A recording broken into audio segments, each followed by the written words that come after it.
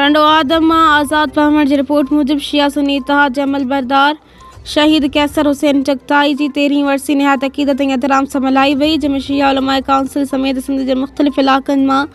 आलिमनि, ज़ाकिरनि ऐं अज़ादारनि वॾे अंग में शिरकत कई। तक़रीब जी शुरूआत क़ुरान ख़्वानी सां थी, जंहिंखां पोइ मजलिस अज़ा मुनक़िद कई वई, जॾहिं त वरसी तक़रीब दौरान शहीद कैसर हुसैन चगताई जी मज़हबी, समाजी ऐं बैनुल मज़ाहिब हम आहंगी लाइ कयल ख़िदमतुनि खे भरपूर नमूने ख़ैरात अक़ीदत पेश कयो वियो। उन मौक़े ते ख़िताब कंदे सूबाई सदर शिया उलमाए काउंसिल सिंध अल्लामा सैयद असद इक़बाल ज़ैदी, अल्लामा अरशाद हुसैन नक़वी, अल्लामा शबीर हुसैन मीसमी, अल्लामा गुलफ़ाम हुसैन हाशमी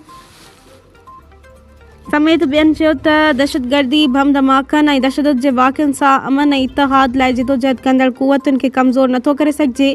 छाकाणि त शहादतूं हक़ जी राह में जिदोजहद कंदड़नि लाइ हौसलो ऐं अज़म जोज़ सां चश्मो बणिजनि थियूं।